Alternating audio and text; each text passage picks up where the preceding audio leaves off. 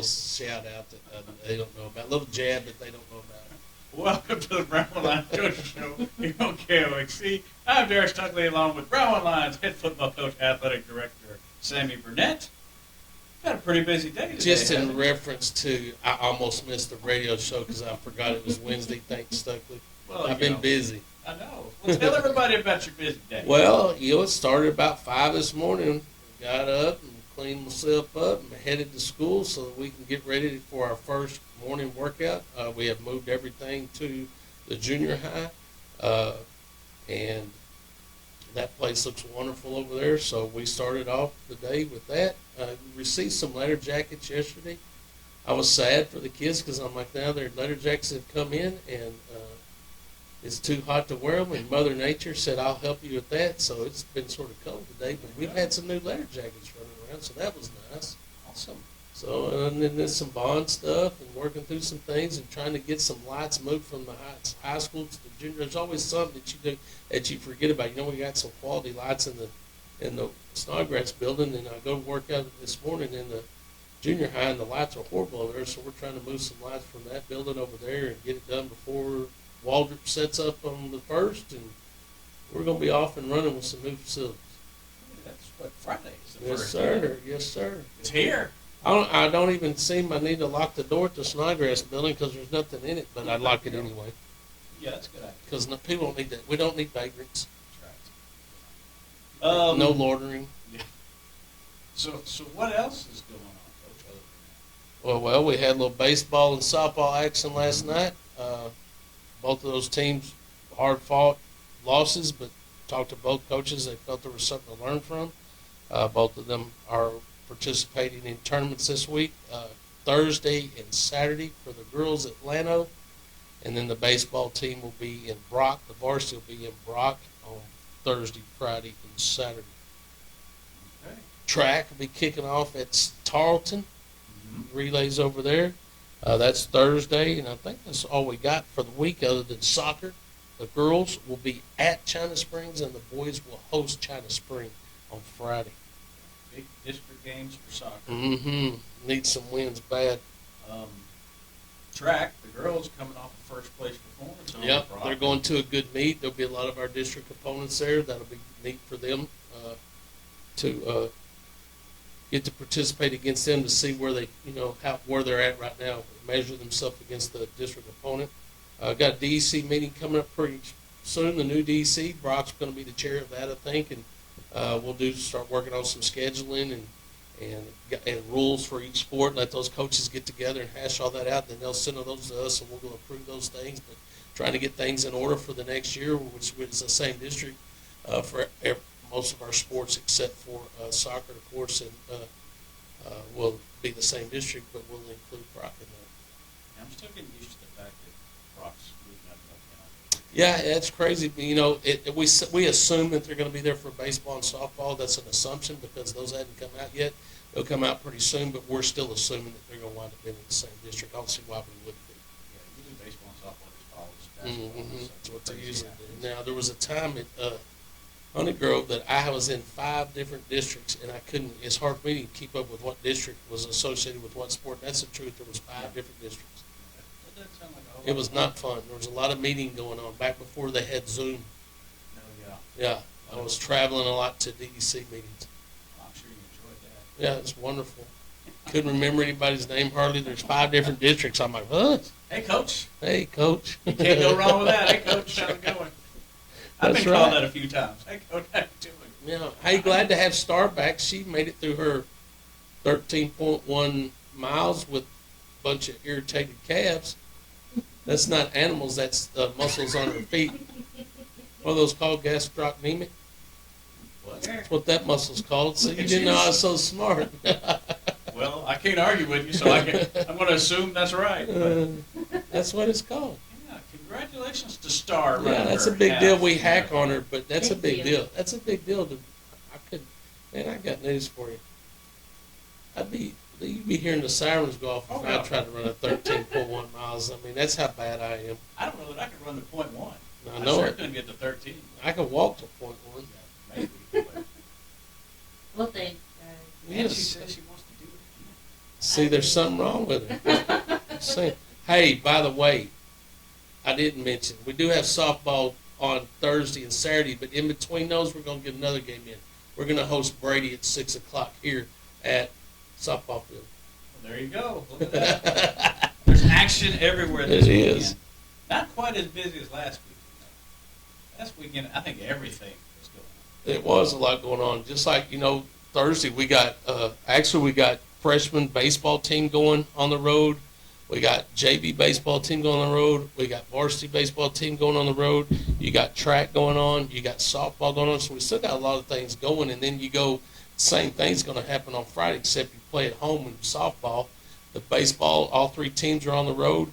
You got soccer picking up then. You got track on Thursday. So there's a lot going on. Actually, to a point where we had to be quite, in line with the bus barn to make sure that we have the buses. And you can't just assume that we're going to have transportation buses here, because those buses have to go out. We got some buses that are in the shop right now getting some things worked on. So we have to be very efficient in how we borrow buses and things like that to get our kids going to the weight rooms in the morning, and in the afternoon as well. So there's a whole lot going on in the spring. Thursdays are really busy because you include track, and then Fridays are always busy. Once tournament season settles down a little bit, you'll free up some time. But until then, it's going to be busy, and I like it busy because, idle minds make poor decisions. We talked about that on Monday, and we want our kids involved in everything.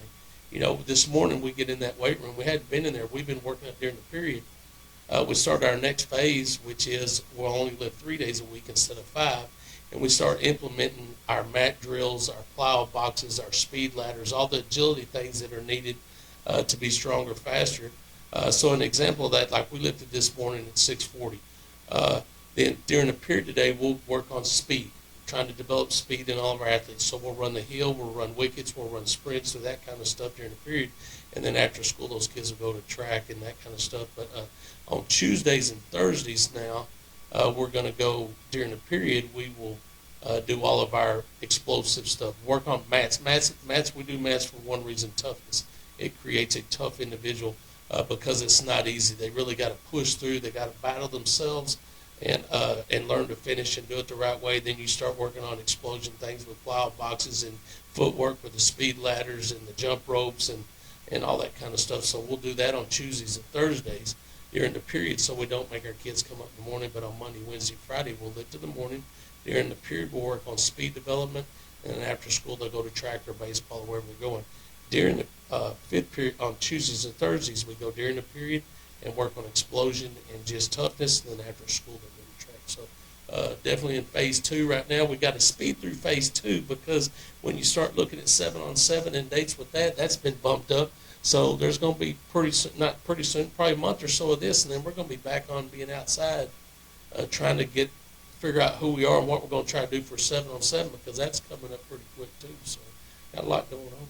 Year-round, never stop kind of thing? It's almost that way, and to me, it's almost a shame. And some people would say, "Why do you say that?" Well, you're a football coach. Well, I am, but I believe in anything. If you're doing anything in excess, you're going to get burned out if you do it long enough.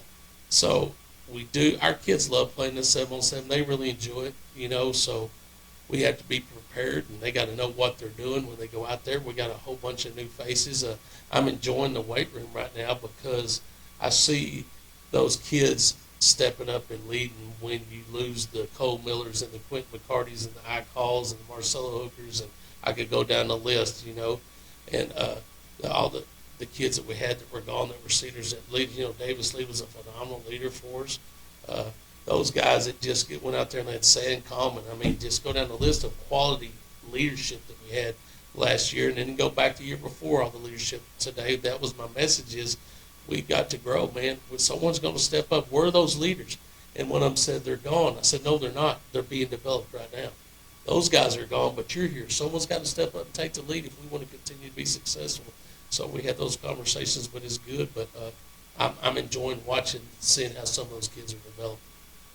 All right. You mentioned, of course, Friday starts some of the work. I guess what is the first few things people will notice about some of the improvements that what will they notice? There are going to be a lot of vehicles around there, and they'll start. I mean, there's going to be a lot. They're going to start bringing in supplies we're going to put most of that stuff on the south end of the high school track, past what we call the freshman field.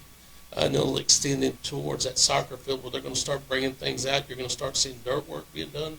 They're going to take some fencing down so that they can get their vehicles and the big equipment in. But I think they're going to come in there and they got to remove 4 feet of dirt when they start that indoor. There's going to be some things you probably won't see going on inside of the Snodgrass building because they'll be what they call it when you change it. Renovate. Thank you. They're renovating that inside of that with lighting, with cleaning, with new turf, with some more storage facilities for our girls and boys baseball and softball team, knocking some walls out and replacing that with some glass walls, knocking a wall out to increase the size of the weight room, replacing all the lighting, replacing the air conditioner, replacing the heaters, making sure everything's going on in there. So there'll be a lot of work being done inside that most people won't see. New flooring has to go down in the weight room and in the turf room. And then, of course, what you'll see when you get outside is you're going to be seeing heavy equipment moving dirt to start there. Once they get that dirt done, they'll start making sure that it's got enough liquid in it to where they can come down and put the subgrade. I'm sure they'll start laying the footing, which I don't know if you call it footing, but it's basically what it is going to be the surrounding part of the building, the new indoor building that they're going to put all the beams and stuff on. The inside of it won't be, it's not going to be a concrete floor all the way across. It's going to be aggregate stone and that kind of stuff with drain, with some natural drainage. There's that transition area in between they'll start working on. There's going to be a turf area, so there's going to be a lot going on. And there's going to be a lot of vehicles out there, and then pretty soon, I don't know how long it takes, but when you see those big beams brought in that they're going to use to put that sucker up, I'm going to be in awe of that even, because it is going to be a very big building. It's going to be able to house all of our kids, from athletics to band to cheerleading to anybody that needs to, that's associated with the school that needs to go in there and use those facilities to get something accomplished. So I'm extremely proud of that and the support that we had for that. But, just a good example, band to be able to go in that facility. We increase the width so that they can actually line up off of the field like they were going out to perform to where they have to march on the field. And to me, I knew nothing about that, but for them it's a big deal because they have to line up to get out there properly. They're going to have the ability to do that, so it's going to, and, the film deck that we put up for them, they needed it at 21 point something feet. And I said, make sure it's at 21 point something feet so they can sit there and video what they needed to video. So that's a big deal. But the fact that that facility is going to be used by all, and it's just, I think people are going to fall in love with it because it gives us the ability to give our kids every opportunity they need to be successful without having to worry about the weather. That's right. Big deal. It is. And you sound like a man who's been in a whole lot of meetings to learn all that stuff. I have been in a lot of meetings. You're right. I got a couple more coming up. So they just come on. We keep doing it. And it's neat that what it's taken to get to this point, to get people out there, to get them working. Tammy Gray is our bond manager. She does a phenomenal job. I couldn't imagine having to do it without her. Other districts have. That's what they do. But we were fortunate enough to have her. And what she does it's amazing. So to have her is awesome, and she's educating us. We're learning things from her, and just trying to stay on top of things and make sure we get it right. We want to make sure we do everything right. There's no shortcuts, and everything's going to be top shelf. But there is no doubt in my mind that when we're finished, we'll have the nicest athletic facilities in the state of Texas, and that's how it should be. Is Brownwood, Texas. That's awesome. Everybody keep your eyes open. Changes are coming. Anything else we need to talk about today, Coach? I think we hit it all. We better thank those sponsors. What you think? Good idea. Okay. Auto Glass Magic, Bruner Auto Group, Syntex Body and Paint, Syntex Equipment Sales, Citizens National Bank, Dan Hill Containers, Dr. Bond Young, Dr. Pepper Bottling Company, Edward Jones Investments, Hendrick Medical, Howie Enterprises, Humphrey Pete's, Heartland Funeral Home, Landmark Admin, MC Bank, Painter & Johnson Associates, Smith & Sharp Agencies, Sonic Drive-In, Stanley Chrysler, Texas Bank, Weldon Wilson Electric, Western Bank, and Willie's Teas. All right. We will be back here Monday to recap the weekend on the Brownwood Lions Coach Show on KOXE, KOXE.com, and the KOXE app. Have a great day, Brownwood.